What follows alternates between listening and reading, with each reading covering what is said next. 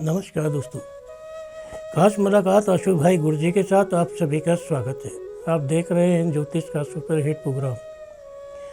दोस्तों, इस प्रोग्राम में हम आपको बहुत सारी ऐसी बातें बताते हैं जो आपके लिए, आपके जीवन के लिए विशेष है और शुभ है।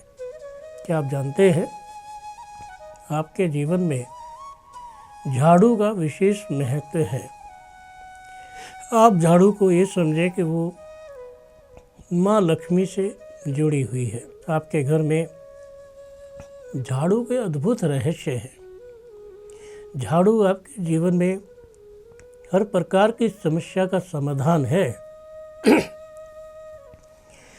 और झाड़ू हर प्रकार की गंदगी को साफ करती है, चाहे वो कूड़ा कचरा हो, चाहे तंत्र मंत्र की हो, चाहे भूत प्रेत बाधा की हो या जो भी हो।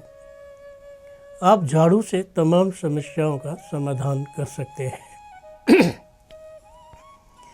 दोस्तों, एक रोग होता है सूखे का, उसे मसान का रोग भी कहते हैं।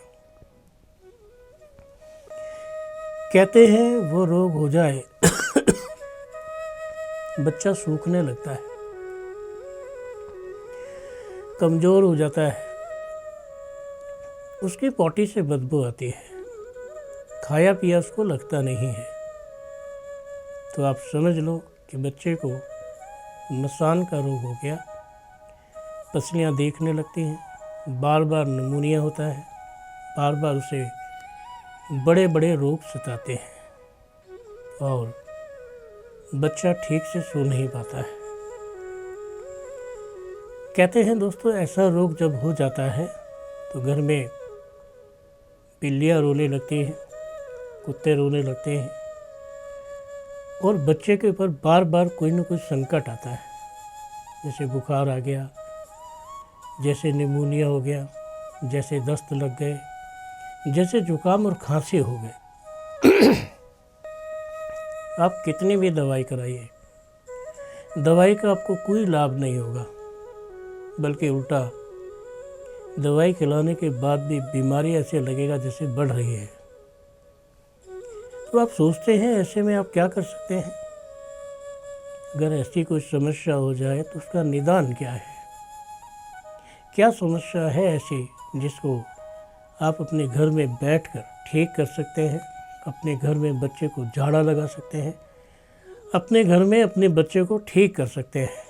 आज दोस्तों मैं ऐसी ही बात करने आया हूँ।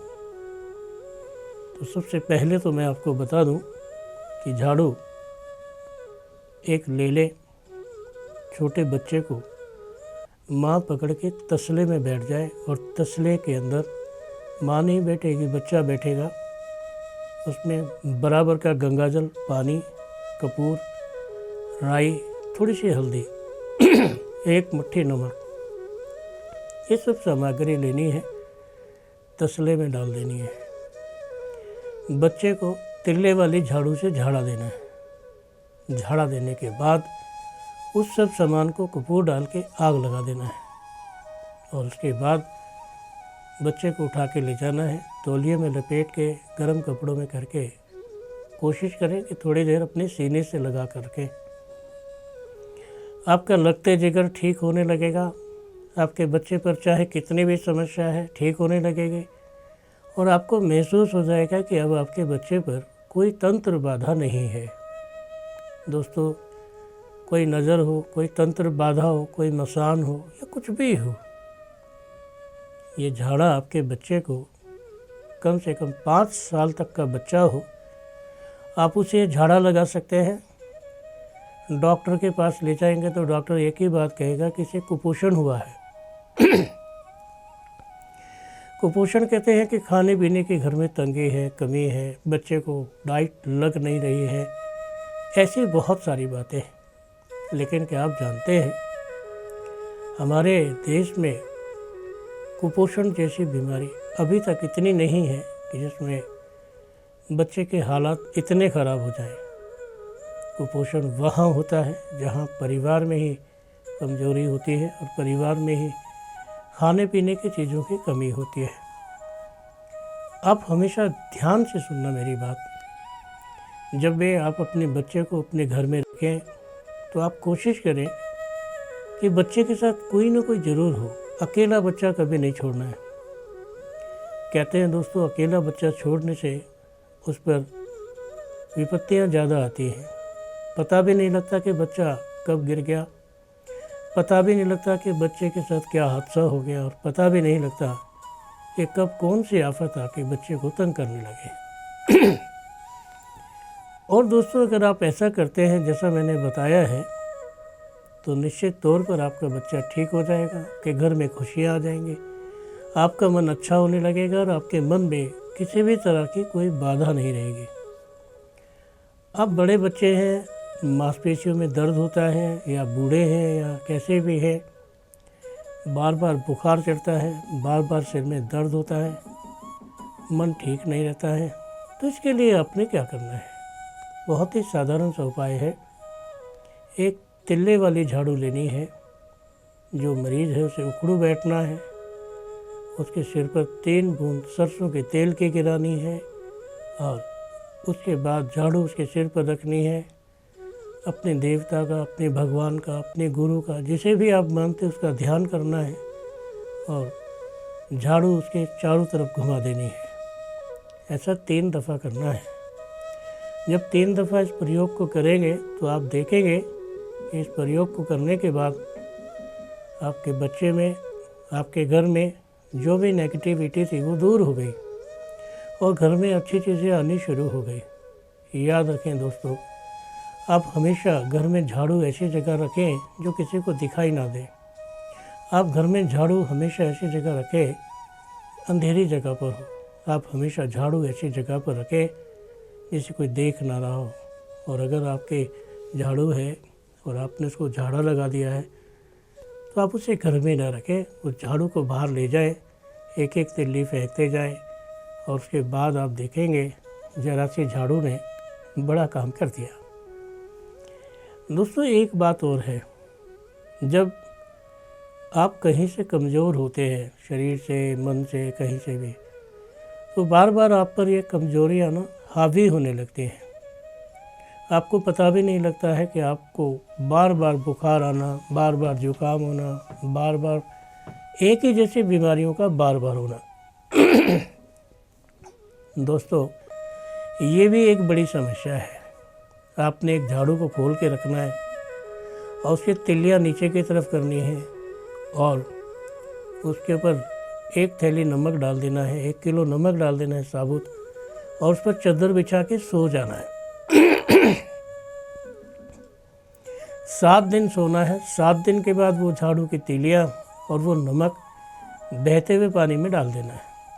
उसके बाद आप देखेंगे आप आर्थिक तंगी, मन की शांति, शरीर का कोई भी प्रॉब्लम उस झाड़ू के, उस नमक के साथ जा रहा है। बल्कि मैं तो ये कहूँगा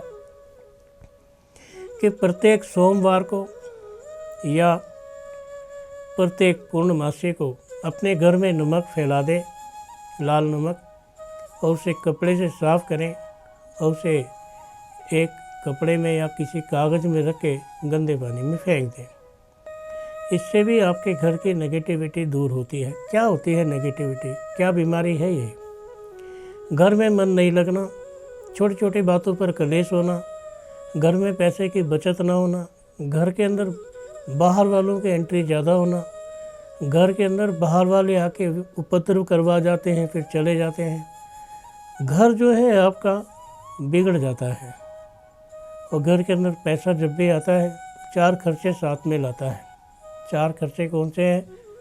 कोई ना कोई चीज़ ख़राब हो गई, कोई ना कोई किताब खो गई, बच्चे की तबीयत ख़राब हो गई, कोई बीमार हो गया, कोई घर में रिपेयरिंग का काम होना हो गया, कुछ ना कुछ लगे रहना। तो इसका मतलब है कि आपके घर में जब ऐसी चीज़ें लगी रहती हैं तो वो हमेशा ये दर्शाती हैं कि आपका घर किसी बुरे प्रभाव से पीड़ित है। और जब आपका घर किसी भी बुरे प्रभाव से पीड़ित है तो आप अपने घर में नमक नमक के साथ फिट करें और सुहागा बराबर मात्रा में मिला के घर में फैला दें, और सुबह उसे झाड़ू से झाड़ कर साफ़ करके किसी पुराने कपड़े में या किसी पुराने बर्तन में रख के उसे बाहर फेंक दें। बर्तन नहीं फेंकना है। ऐसा सिर्फ 3 बार करना है और तीनों बार रविवार का दिन हो या मंगलवार का दिन हो। तो आप देखेंगे कि छोटा सा उपाय ज़रूर है, लेकिन इस छोटे से उपाय ने आपके घर में तमाम मुसीबतें, तमाम प्रॉब्लम, तमाम चीज़ों का समाधान कर दिया है। दोस्तों, कई बार तो ऐसे समाधान हो जाते हैं कि डॉक्टर भी हैरान होते हैं कि हुआ तो हुआ कैसे। क्योंकि याद रखना, कहते हैं अगर आपकी विल बहुत मजबूत है, आपका कॉन्फिडेंस बहुत मजबूत है, तो आप पर कोई भी बीमारी हावी नहीं हो सकती। हर बीमारी का इलाज आपके भीतर है। अगर आप दिल छोड़ने वाले हैं, नहीं नहीं मैं ठीक नहीं होऊंगा, नहीं मेरी बीमारी बढ़ गई है, नहीं ये डॉक्टर मुझे ठीक नहीं कर पाएगा, मतलब आप हमेशा दूसरों को ब्लेम देते हैं। तो आप याद रखें, आपकी बीमारी भी बढ़ जाएगी और आपकी प्रॉब्लम भी ऐसी ज़्यादा हो जाएगी जिसका आप मज़ा उठाएंगे और आप कहेंगे यार ये तो कुछ ज़्यादा ही हो गया। देखो, हमारी ज़िंदगी में क्या है कि बार बार हमें एक जैसी प्रॉब्लम का होना, बार बार हमारे घर में घटना चक्कर होना, बार बार हमारे घर में कोई नुकसान होना, बार बार चोरी होना, गाड़ी खो जाना, गाड़ी में आग लग जाना, घर में किसी को बीमारी लग जाना, ये एक बड़ी समस्या है। अगर आपके घर में कुछ ऐसी बड़ी समस्या होती है तो आप अपने गुरुजी से या हमसे तुरंत संपर्क करें, क्योंकि ये छोटी बात नहीं है। ये बातें ऐसी हैं कि जिनकी वजह से आपके घर में एक हादसा हुआ, फिर एक और हो सकता है, और हादसे जब होते हैं तो आदमी हैरान हो जाता है कि बार बार एक ही जैसा हादसा तुम्हारे जीवन में क्यों होता है।